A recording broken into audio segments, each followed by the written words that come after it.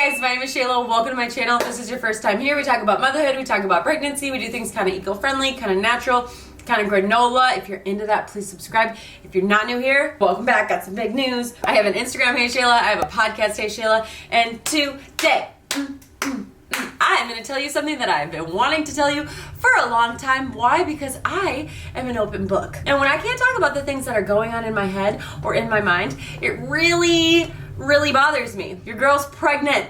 And I was like back and forth like, oh, am I gonna get pregnant? We're gonna talk about all that. This video I have like really hesitated to film, not because I don't want to share it, but because you're just about to get a little peek into my brain and all the things that I've been thinking the past 14 weeks.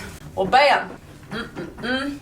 So apparently my body knows what to do. Everyone's like, oh yeah, third baby, your body knows what to do. I'm pretty sure this was me at like 20 weeks with my first pregnancy, but here we are. So first, I always try and like surprise Seth in a special way. You can go see my other ones. One is like I'm in a coffee shop and I show him a video. I'm like, hey, can you help me with this video and tell me if it's okay? Like it's a YouTube video and it's me being like, hey Seth, I'm pregnant. We got 2 eyes. What do you think, Seth? What? And then there's another one. I try and make him do some dumb TikTok thing and I hand him the pregnancy test.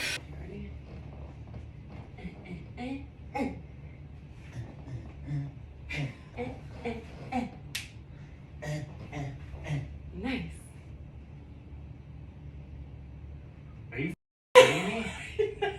How I'm able to surprise him is shocking every time because I'm very verbal with what's going on. Like, hey Seth, I'm ovulating. I just took my thing. The fact that I can still surprise him is just, I don't know. So this time, I took a picture of my test.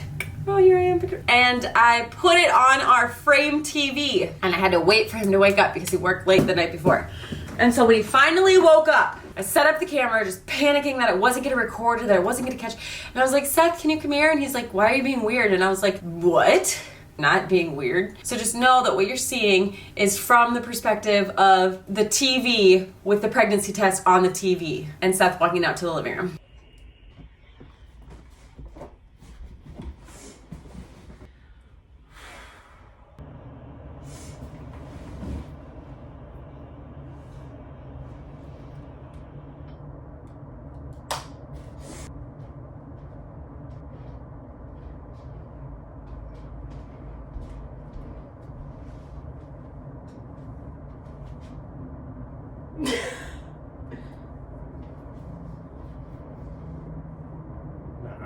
Yeah.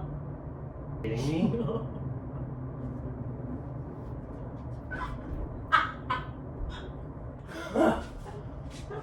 I knew you were being weird. You were so weird in there. Because I was waiting for you to get up for like an hour. Oh my god, dude.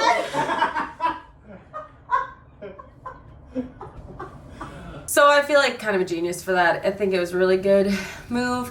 But here's what happened. So we were going back and forth. Like, do we want 3 kids? Do we not want 3 kids? I think I always knew that I wanted at least 3 because I'm on like the 3 to 4 train. With 2, I was like, I still feel this like urge to have 1 more. I think I'll feel complete with 3. And if we do 4, it'll be a bonus. But it won't be like this like lingering like, oh, there's this missing link, right? Which is what I felt with 2 wanting 3. I'm like 95% sure that I'm good with 3. I think just with our lifestyle, there's a lot of factors that go into deciding if you want another kid. I work from home. I do want homeschool.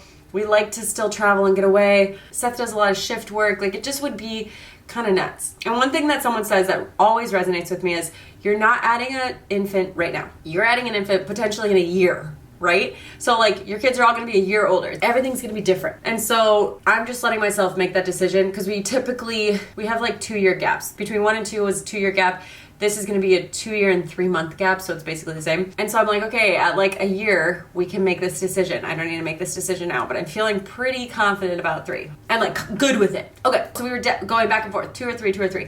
I always knew we wanted 3, but it was like, what's like, are we gonna wait a little while? Are we gonna do it now? And I still hadn't gotten my period back because I was like co-sleeping, breastfeeding, like nursing through the night.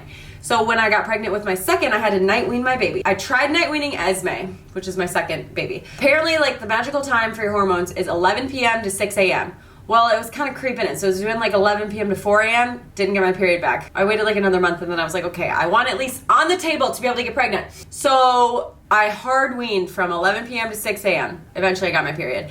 And I want to first say, I know that not everybody gets pregnant at all or on the first try or different things like that. So if that's you, I'm sending you so much love. Like I know a lot of people who have gone through IVF. I know a lot of people who have had infertility stuff. And so I just am sensitive to that. And I don't just sort of be like, oh my gosh, and then we got pregnant. And I was scared. Like, yeah. But because of that, I do feel very grateful. So I got my ovulation. I peed on the little ovulation sticks. And I think I caught it before I got my period, but we didn't get pregnant. Then I got my period, and then I caught it again on day 26. I ovulated. Normally you ovulate on day like 12 or 14. I think it's because my first period back, I was breastfeeding still, but not at night. I ovulated on day 26 and then got pregnant. And then I told Seth about it. The other thing that's really exciting is my sister is also pregnant.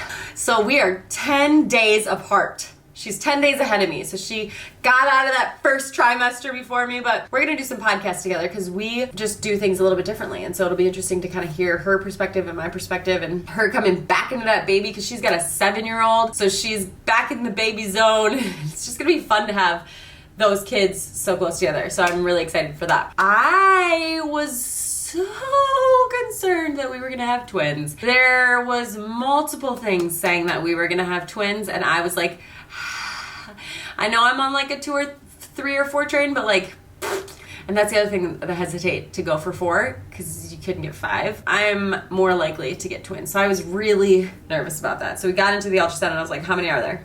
She's like, just 1. I'm like, okay, because with Esme there were 2. At our 6th week, there was an empty sac, and there was Esme. And so they're like, well, you were pregnant with twins, but one wasn't viable. And I was like, twins are in my family, like the fraternal kind, not the identical kind. Well, identical and fraternal, but only fraternal matter for like genetics. I'm gonna do a whole video on like what increases your odds of twins because I had multiple indicators, which is why I was freaking out. Nope, just 1. Okay, so we just have 1. Awesome. This time, the 3rd pregnancy, the 3rd baby, I am so much less stressed. Like this baby could come tomorrow. I mean, like assuming it was full term, it could come tomorrow and I'd be like, okay, they're gonna sleep with me, so there's that. Hopefully my milk comes in, so there's that. We might need to pick up some diapers. Hopefully it's a girl because I've got all these girl clothes. If not, we'll go get some boy clothes or they'll wear girl clothes, whatever. I have all the clothes. Actually, I've been putting together a baby registry for my sister to be like, these are the things you need. Ask for these for your baby registry. So I'll share that with you too because it's minimal and it's like the things that I wish I had gotten. It's on my Amazon store. So if you go to HEYSHAYLA.com/Amazon, it's a growing list, but it's small right now with just a couple of things. Seth is like, when are we gonna tell the girls? I'm like, well, first we can only tell them when we're ready to tell the world. He told them last night, unexpectedly, because I was like, oh, please don't kick my stomach. And Aaliyah was like, why? Because she was just like sitting next to me. She wasn't like kicking my stomach. That sounds aggressive. Seth is like, because there's a baby in there. And I was like, are we just telling her now? She thought that was hilarious. She started laughing, which is incredible because I talk about it all the time around her, but she hasn't picked up on it at all. My sister-in-law was here yesterday and she's like, do you have a bump? And I was like, a little bit. And Aaliyah was like, why would you have a bump? And I was like, because I had a very big lunch. And Seth was like, there's a baby in there. Aaliyah was like, no, Dad, she just had a big lunch. And she was just hysterically giggling that there was a baby in my tummy. And she's like, are you serious? She just didn't believe it. But then this morning, we carpooled to school and immediately she's like, my mom has a baby in her tummy. And I'm like, this is why we waited. More than that, more than like her telling the world, it's a long time to wait. It's a long time for a child to wait. Like 9 months to get a baby brother or sister. I was like, so it's mostly that. I kind of want to just wait until they notice that my belly's big enough and they're like, what? Is there a baby in that belly? Like, why is that belly so big? But now she knows. And this morning when we woke up, she was on the potty, going potty, and she goes, Mom, I'm so excited for your baby in your tummy. I was like, well, it's your baby too. And she's like, yeah. And so she's just very excited about it now. And so this is now a thing. I'm sure we'll be talking about it a lot, which honestly I love. But I'm like, we're only 14 weeks. This is going to be a long time anyway. But yeah, I'm due at the end of July. So I really love spring babies. It was just starting to get warm. So you had like a little it was April and May. So you had like a month of like kind of hibernating with your baby, maybe getting outside a little bit. And then like all summer to get outside and do all the things. And nobody's sick in the summertime. So the end of July will be fine. But I like that the gap is like still kind of close. Like 2 years, 3 months. It's still close in there. So I'm just real excited. I'm just super excited, and I'm excited that I get to talk about it now. So I've got lots of content coming. I have the stuff that I would suggest for my sister. I have how I got through the first trimester with 2 children and a husband doing shift work. I'll tell you the secret. Screen time. That's my big secret. We have done lots of screen time. I'm actually starting to feel better now, so that's been great. I've been able to work out Expecting and Empowered, if you do not know what that is. Pregnancy, postpartum workouts. Expecting and Empowered. HEYSHAYLA is a discount code. It's an app. I've been using it for 4 years. I've been using it through now 3 pregnancies, 2 postpartums. It helps to prepare you for labor and heal you from, helps to prepare you for labor and heal you from labor. It's just very well thought out. I just interviewed them on my podcast, and they're like, yeah, we changed things towards the end of the trimester because it's whatever. Check it out. Message me if you have any questions about it, because that's amazing. But I'm finally able to start doing that. And I wasn't really sick so much this time. Just freaking exhausted. I was so tired all the time. And I was like, am I tired because it's just pregnancy, or am I tired because I have 2 more children running around, or am I just tired? The thing that I'm stressed most about is the sleep. This is always my stress. This is always the thing that I'm most stressed about is sleep. So currently co-sleep with them. Like I said, I'm laying on my back. Eventually you're not gonna be able to lay on your back, right? Like the nerve or something. And I'm starting to already feel that. I think that happens, supposed to happen later, but I'm starting to feel like kind of like icky feeling when I lay on my back. So now I'm like trying to tilt my hips a little bit so that it's not like that. With Aaliyah, it slowly changed. So I was laying down with her, but then as I was getting more and more pregnant, she would like bump my belly and it would just be uncomfortable. So I ended up laying next to her bed, because she just had like twin bed on the floor, holding her hand, rubbing her back, singing her songs. And like that was an easier transition. We did end up sleep training her, and so she was not in the bed for like 4 months. I'm gonna try and get these 2 to sleep in their bed together, so I can have the infant in our bed. I don't know. I also might sleep train them with the same person that I sleep trained Aaliyah. It's the thing that keeps me up at night, because I still snuggle them all night long and I love it. I'm actually interviewing Happy Co-Sleeper on Instagram about how to co-sleep, what to do when you have more children and you're a co-sleeping family. My husband does shift work, so I do bedtimes fairly frequently, because most people are like, oh, my husband just took the 2 older ones and I had the baby. And I'm like, what do you do when you have all of them? So that's the thing that stresses me out the most. I think 3 sisters would be the absolute coolest relationship in the whole wide world. I have 1 sister, I have 2 girls, I know girls.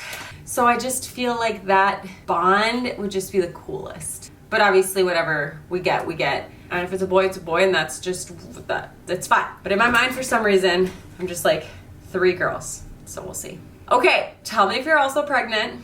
Tell me with which baby. And I will talk to you guys all next week. Bye. Bye.